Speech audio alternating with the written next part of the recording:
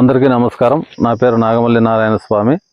అయితే ఈరోజు నేను మీ ముందుకు ఎందుకు వచ్చానంటే, స్త్రీలలో ఇప్పుడు చాలామంది స్త్రీలలో పీరియడ్ వచ్చినప్పుడు స్టమక్ పెయిన్ అంటే కడుపు నొప్పి వస్తూ ఉంది. తర్వాత ఆ కడుపు నొప్పి వల్ల సంతానం కూడా కొంత జనానికి లేకుండా పోతుంది. అలాంటి వాళ్ళ కోసం ఒక మంచి మూలికను మీకు పరిచయం చేస్తాను. ఆ మూలిక పేరు గాడిద గడప. అదే ఆ మూలిక చూడండి, ఇక్కడ ఉంది, అది మూలిక.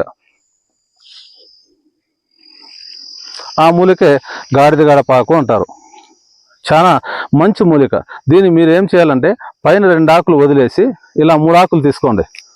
చూడండి, ఇలా 3 ఆకులు తీసుకొని 3 మిరియాలు, 3 తెల్లవాయలు వేసి బాగా నున్నగా నూరండి.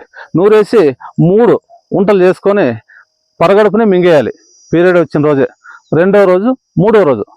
ఇలా మీరు 3 పీరియడ్లకు చేసినారనుకోండి, మీకు ఉండేటువంటి కడుపు నొప్పి కానీ, తర్వాత సంతానం లేకపోయినా సంతానం అవుతుంది.